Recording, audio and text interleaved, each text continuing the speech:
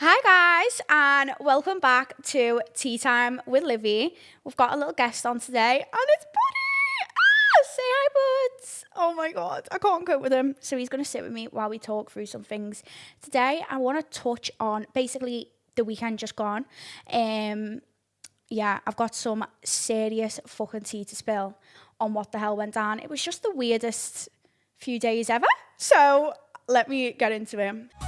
Tea time with Livvy. Tea time with Livvy. First of all, let me start by saying it was the Influencer Awards on Friday. It was Friday, wasn't it? And I was in the category for Best Podcast. I was up against some really big names that have been doing it for a lot longer than what I have. And yeah, it was a good night. It was basically award ceremony for a load of different influencers with a loads of different categories. And yeah, we had a good little night. I didn't win, but I wasn't too bothered, to be honest. Like I said, it was my first nomination, and to even be up against some of the names that I was super grateful for, because we haven't been doing it for that long with Tea Time. But then it just all went a little bit weird from this point onwards. So we went to, this happened in Liverpool in the Crown Plaza. So obviously, if you don't know, I'm doing a 75-day hard challenge show. The plan was not to drink. I'm not drinking wasn't drinking anyway, because I wanted to drive home and I didn't want to stay out. So the award ceremony happened. It was a bit of a weird one, because it was everyone was up dancing, and then it was just, we waited, till 10 o'clock till the awards even started getting thingy announced. So then, yeah, I was arguing with George. Not arguing, but he'd done me head in a little bit. So I was already in a little bit of a bad mood. But will you just stay still? Come on, you need to act the part now. I've left and I've drove. And I've had an argument with George, but I'm on the phone to my mum, just basically slagging George off. Saying he's done me head in. So let me tell you why me and George are having our little moment. So I don't really leave the house yet. I don't really do anything. I don't go anywhere. That's just by choice. I've partied since I was a child. Literally, I was partying since I was 16. And I just don't really drink. I just don't like the person I am when I'm drunk. I don't like waking up and having that feeling. And I get I just decided that's better for me just not to drink in certain scenarios. But George doesn't really go out himself, to be honest. He'll go out every now and then. And he has been really good this year. Not like he last year, like I said, I've named a few stories. We used to argue a little bit because he used to love to disappear, which was fun.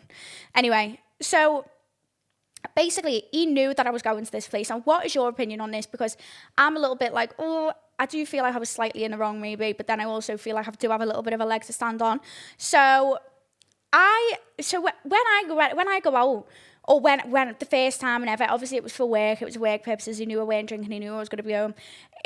So he ended up going out with his mates and doing whatever he's doing. But that just does me head in.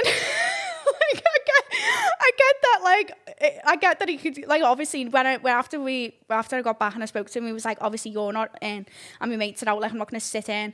And I was like, fair enough, but then in my brain, it's please, can I just have a peaceful night, to enjoy myself and not worry about what you're fucking doing? And it's not even that I worry about, in that sense of oh, he's going to do this, he's going to do that. It's just I just get worried of just loads of different things. It's just, I'm just a worrier. Okay, maybe it is a bad trait of mine, but then, I just stress myself out. But it done me head in that he was yeah, I'm just going to go to the gym, I'm just going to chill. So I was thinking, you know what, I'll have a good night. I'll come home, I'll go back to George, it'll be all nice and chill. Then no, next minute, he's out with his fucking mates, he's gone for food, which I'm not bothered about. And then all of a sudden, it's right now he's not answering me fucking phone, and I just knew out. Then instantly I feel it's just oh, he's gonna go on what am I gonna do? So I'm just sat there just stressing. Now it's my own fault for being like that, because I shouldn't. This is where I should really be grown up and just be obviously he's gonna go, but I don't see it like that in the moment. I'm oh, why can't he just stay in? Why can't he just be a good boy? So we're kind of bickering a little bit. My mum sat next to me, and my mum, I'm mum, text him now and say, why have you done this? I always get my mum involved. So So my mum's texted me and said, I'm basically texting George off my mum's phone because he'll reply to my mum, but he won't reply to me. So he's replying to my mum saying, oh no, I'm chilling. I'm not like going on one and all this. But to me, he's not answering me messages because I'm just giving him shit. So anyway, I do feel like maybe I should have just chilled out. But these the girls that will just like get my perspective on this, like sometimes when your partner does something, and it's the same with lads as well, like if your girlfriend's going out or you're going out, like say if George said he was going out, in my head I wouldn't be like, well, because he's going out I need to make a night of it. Do you get what I'm saying? Like I would just be like, okay, well, he's going out, I'm not gonna like force a fucking night out just because you are. And sometimes I feel like that gives me the anxiety of doing things sometimes, because I'm like, I can't even be arsed with it going out, with him going out on one and then me not, like, do you get what I mean? So that was kind of like where I was at with the night. So bear in mind, George's phone's like on and off charge, so his phone's like dying out. And now that sounds like bullshit. I thought it was bullshit too until I obviously got back home. So the awards have been announced. It was a lovely little night. We left. I was on my way home. Now, anyone who lives in Liverpool will know this route that I've took. So I've come through like Allerton, like through Speak to get back to mine. So as you come up to the Morrisons in Liverpool on Speak, on your right, you've got lights, and then them lights go green, and you go onto like I call it the 4D. So obviously that turns into a 70-mile-per-hour road once you cross the lights. So anyway, I'm on the phone to my mum now, just saying like, oh yeah, he's done me head in, blah, blah, blah. My mum stayed in town. She's gone and met me nan. So I've got to the lights, and they were red, so I've stopped. I've just been on the phone to my mum. Obviously, she's connected to my car, not actually on the phone. And the police, they must have been like police next to me in the left lane. So the lights have gone green, and I've obviously sped up. I'm not doing 40 anymore because I was in a 40 road. I'm now going to do 70 because I'm joining a fucking expressway. And during that space, anyone who knows or who knows exactly what I'm on about, where the lights are in Speak to where the 70 where the little white sign is with the black stripe. What does that mean? The legal speed, the national speed limit. That is still a 40. That is still like a 40-mile-per-hour space. Apparently, I was speeding. I was doing 57 and 40. And next minute, all I've seen is these blue lights. I've gone to mum, I'm getting pulled here. But at first, when the car come up behind me, I thought, I can't be getting pulled. I'm not even speeding. So I've just gone into the left lane thinking, oh, they'll be going past me. No, he's come right up my ass trying to pull me over, this man. But bear in mind, it's pitch black. It's dark now. It's dark. And I'm on an expressway with no hard shoulder. There is eventually a little bit of a hard shoulder, I think, on the 40 when you get right up near the top, but at the bottom of it, there actually isn't. So he's chasing me. Well, not chasing me because I've slowed right down so he knows that I know. Like, I'm not trying to get away from you, but I'm not pulling over in the pitch black on a 70-mile-per-hour, like, expressway, dual carriageway, whatever the fuck it's called. Like, that's so dangerous. Imagine if a lorry driver literally like come round that corner and I'm pulled up on the side in the pitch black. Like, it's just dangerous, and it didn't feel like it was safe to stop. So I haven't stopped until I felt like it was safe to do so. So he's been following me right up to where you come off and you can go onto I think it's the M57 up towards like Heighton and Nightway. So he's tried to indicate as if to pull me over there, but again, I'm not stopping there. It wasn't safe. Like, there was nowhere for me to pull over. I'm not going to just pull over in the middle of a fucking expressway. So I carried on driving, and the next exit was like this Knowsley industrial estate, which is where I've then exited and stopped. I stopped at the giveaway sign. There's this light lamppost, like I can see what I'm doing. I know where I am. I'm in a safe place to stop. Next minute, it was just, you could just tell he was a proper busybody, like literally the biggest job swerve ever. Bear in mind, I'm on the phone to my mum this whole time, so she can hear everything. And he's jumped out of his car and went, are you for real? I've been following you for over a mile and asked you to stop. You failed to stop. I said, I've just been like, wow, what are you on about? Like, I haven't failed to stop. I just didn't find it safe to pull over there. So he's like, get out the car, stop the engine. So I'm now stood. After already fucking being pissed off, I'm now stood in it's actually quite cold, in this fucking see-through dress with sparkles all over, with me tits out, me ass out, and some actual fucking, like, police officers screaming down in me fucking face that I've just failed to stop, like, he's charging me like I've just tried to take chase by the busies. Like, do I look like I've tried to take chase? I've got me little sliders on, like, I just want to get home. So he's going, you failed to stop. I said there was nowhere safe for me to stop. I'm not going to stop on a motorway. He was like, it's not a motorway. Like trying to tell me what kind of road it was. I went, well, it's a 70-mile-an-hour road. Like it's basically a fucking motorway. Do you know what I mean? Like that's what you would do on a motorway. What's the difference? Like I'm not going to stop. With no hard shoulder and in the dark. Like it literally takes a car to come around that corner and not see us. I didn't even see you. Like that's why I drove past you. He went, first of all, you've just drove 57 miles an hour in a 40 zone. Guys, I stopped at the lights. I was stopped at them lights. So the only time that he could have caught me speeding was between them lights and the national speed limit sign, which is literally like a 2 meter, 3 meter gap. So what a proper prick, to be completely honest. Like I shouldn't even be taking them 3 points, but I was on my own. I was dressed like a fucking tart, and the last thing I wanted to be doing was giving a police officer shit. Like, believe me, I would have given him a piece of my mind if I was in better equipment, but I thought, I can't end up in the cells like this. I'd get, I don't know, something really, I just feel like it's like something you see in a film, honest to God. It was just the worst situation. So now he's going, back up, I need a backup car to come and search the vehicle. He's going, you've had time. Is there a reason you never stopped? You've had time to basically hide anything that you want in that car. And that's why he didn't stop. I said, search the car. I said, what do you think I've hid in that car? I said, I was literally slowed right down, and I was trying to indicate to tell you where I was going to pull over. I was hardly speeding off, like getting away from you, you know what I mean? So now another police officers come in a car. Like, it's so embarrassing that the shit that goes on in this country, and you're like literally using 3 units of police to come and pull a 22-year-old girl for doing 17 mile an hour in a 40 zone. Like I was flying down like a 40 when I weren't. I was speeding up, accelerating to join an expressway, the 70 mile an hour. Like they're just so weird.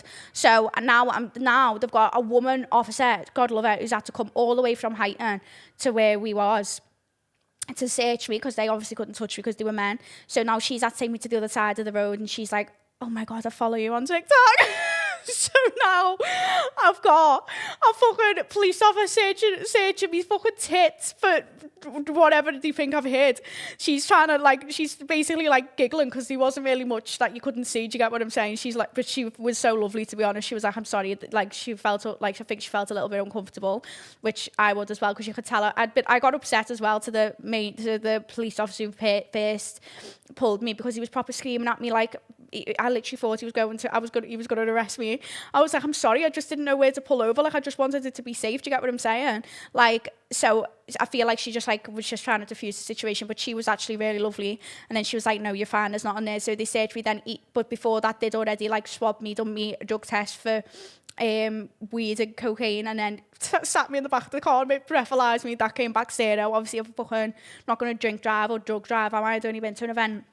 And anyway, so now they've set me free, but I was sat in the back of the of the police car. I went, could you please pass me my phone, because my mum was connected in my phone in my car, so I've just took my phone, so I'm taking pictures of the back of the police car. And George's phone had died again. George's phone was off, so I texted his mate. I'm not normal. I'm actually sick on the head. Wait there. I don't even think his mate replied. Let me see. It says, tell George to ring me. I've been robbed by police. They're all searching me car, drug testing me, and now a woman's searching me, and I think I'm going to jail. Send him a photo in the back of the police car. And then George's phones came on and rang me. I was like, what's up, what's going on? And I've been left free at this point, so I'm crying. I'm like, I've just nearly been arrested and your phone went on. He was like, my phone keeps it on 1%. I'm sat in the car waiting for you, because he knew I was going to his mates to pick him up. And I was like, oh my God. So I was just basically, he was like, what the fuck, what happened? And I was like, he made me cry. I just milked it to fuck, honest to God. And then, but yeah, how weird is that? They literally searched high and low of my car. Like, fucking hell, they were checking my boot. I'm pretty sure you would have seen me open my boot, like, on the motorway. Do you know what I mean? It was so weird. So I go to George's mates to pick him up, and basically he's in his car, but he just left his car there because I drove us home. And obviously he'd been out for food, and I think he'd had a few drinks, but he was charging his phone in his car, so he wasn't driving, basically, because it leads on to the next part. So then we've gone home, that's that. And then anyway, where George has left his car by his mates, he's kind of like over 2 lines, so he's like over the second bit. And his mate rang him the next day and was like, lad, your car's been egged. So, karma really, for not letting me have a peaceful night to myself. But yeah, his car like fully got fucking like demolishedly egged by like, I think it must have been one of the neighbours, to be honest with you. But I mean, like, there must have been about 7 eggs, like a full pack of fucking eggs, smashed all over his front screen. He's absolutely fuming. But it's so funny that his car's been egged, because I actually told you a few weeks ago in one of the episodes that this is another... Oh, I sound like a proper psychopath. People are going to think that George needs saving. Honestly, probably does.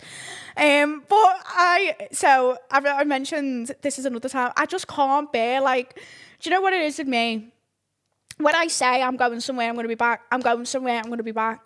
When George says he's going somewhere and he's going to be back, he's probably not going to be back. Like, I get that some people are just like that, because you never know what's going to happen when you go out. Like, one thing might lead to another. You might have a drink, you might end up staying out. But when I say to someone like, or especially a partner, or like just no, I'm having a chill one tonight, like I'm literally just going and I'm coming back, like I'm not drinking or nothing like that.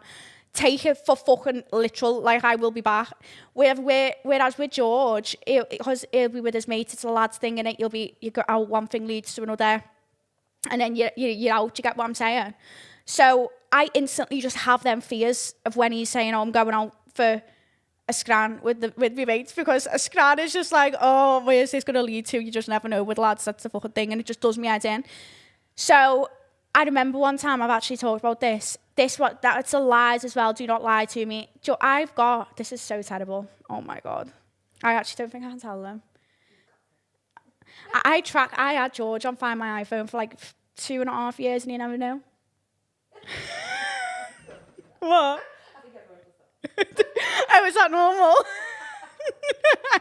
So, like, I just turned it on one day, and honestly, it's the worst thing I've ever done. I watch it like it's Love Island. It's so bad. I need to fucking quit. The girls get it. All the lads will be like, "Oh my God, she's a fucking psychopath, run." But you don't understand. That's like kind of the things that lads don't realise that they've created. Do you get what I'm saying? Like, it's your fault. Like, it's your fault that I instantly assume the worst, because whenever you have been going on, that's like what used to happen like last year, or when we first got together. We've spoke about it a few times on like the relationship episode, where we have gone through like little bad phases, and it all has boiled down to like just like doing the wrong things, going out and no, you don't want that when you're in a relationship. You get what I'm saying? So even now, like when I went and picked him up on the weekend, and he actually hadn't done nothing wrong, like I felt that bad then.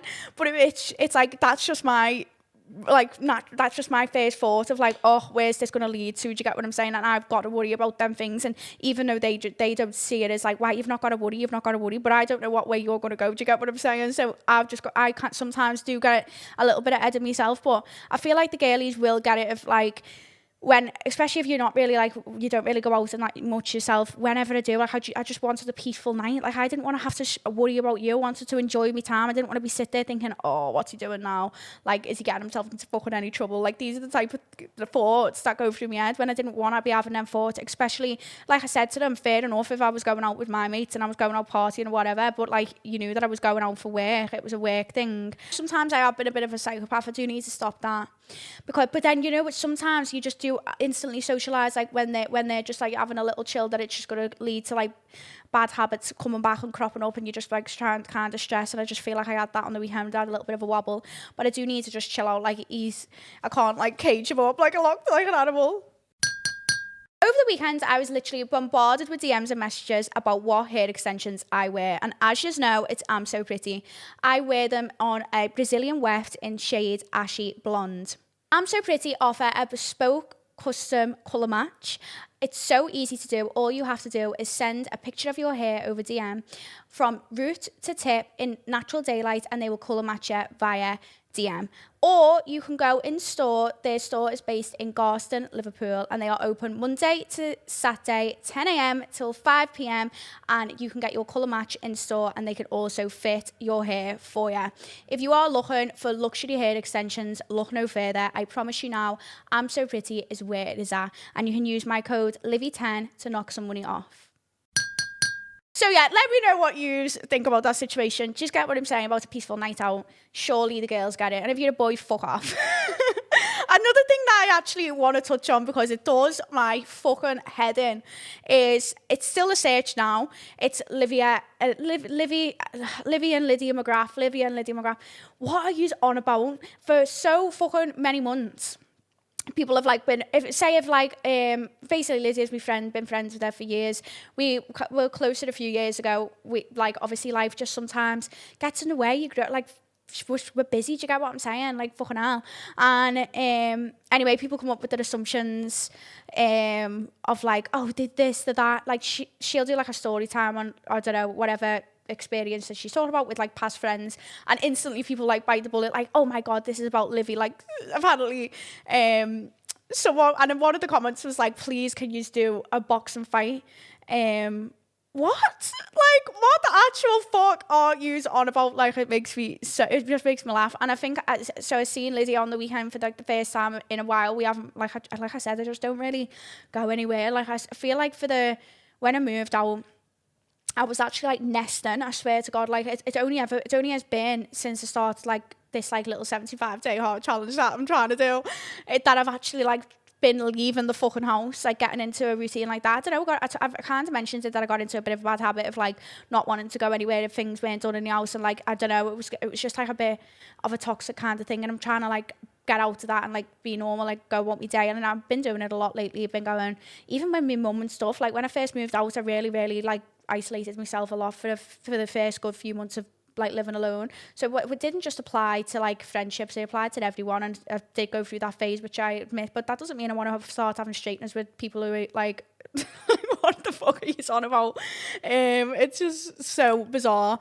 And yeah, and then obviously Lydia won an award, which I was made up for her. I was fucking stood there screaming, clapping as loud as I could. There's no bad blood between me and her, and I just feel like people online try and create such a weird atmosphere, like a weird thing or vibe of, I don't know, sometimes, you get what I'm saying? Like, you not all years obviously, but people see, you don't see everything. Like, you see what people put online, that's it. There's such a bigger picture of everything than we kind of show you what we want you to see. I'm very open with things, and I always speak about uncomfortable situations. I'll speak about friendships. I'll speak about everything.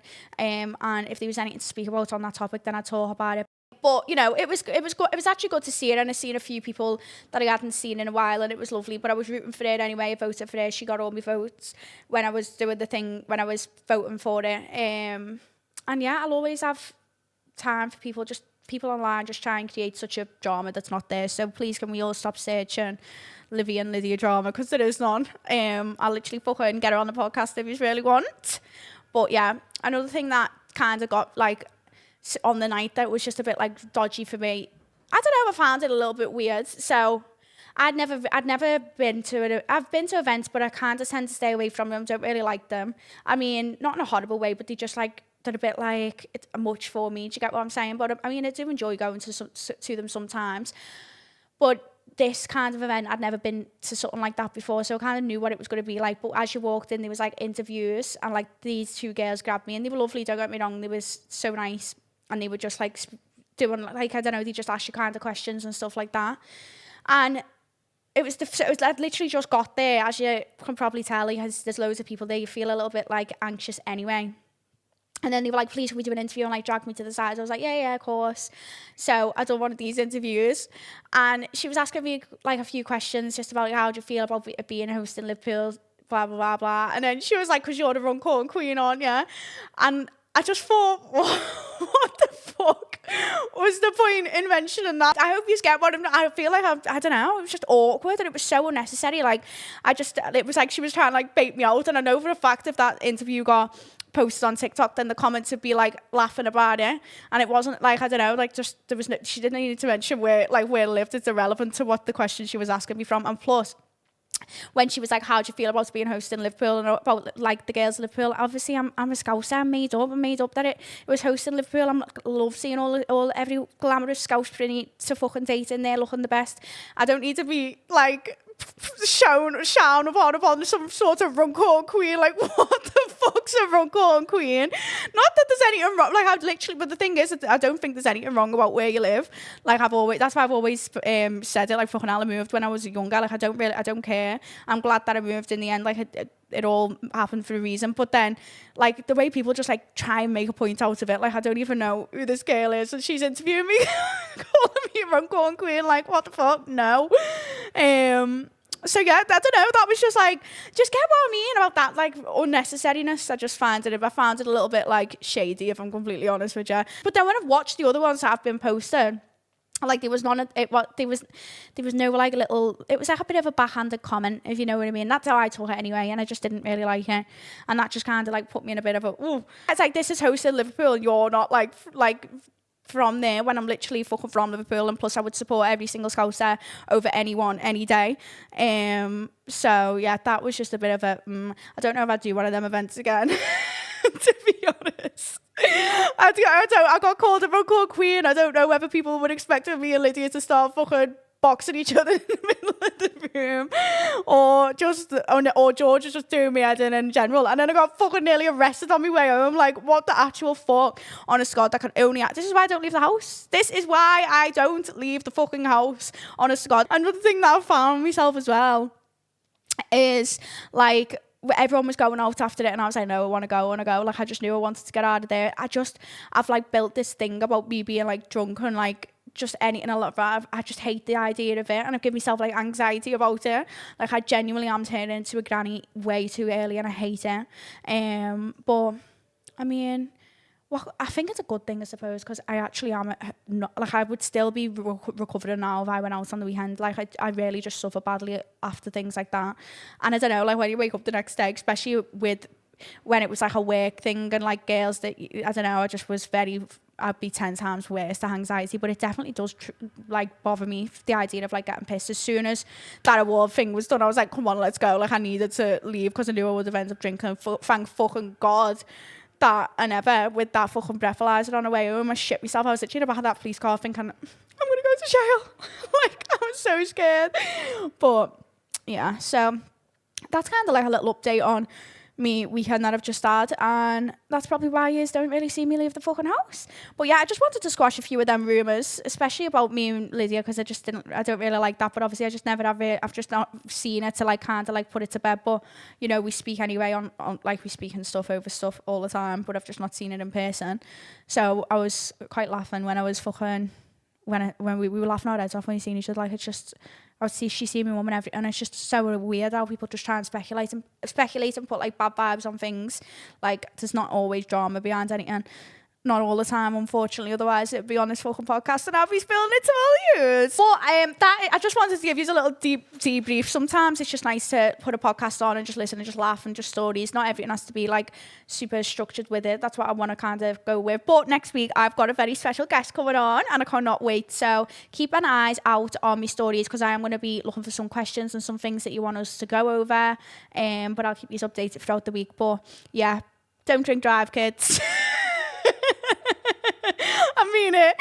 Do not drink drive. And I wasn't, obviously, anyway, and be good, yeah. And I don't want to be fighting anyone. Please, just let me live in peace. Let me live in my peaceful little fucking life with me trees and me fucking squirrels in peace. I'm sick of people online giving me shit. No, I'm messing. Right. Anyway, I love you all so much, and I will see you next Sunday. Make sure you don't miss it. And yeah, goodbye. Tea time with Livvy.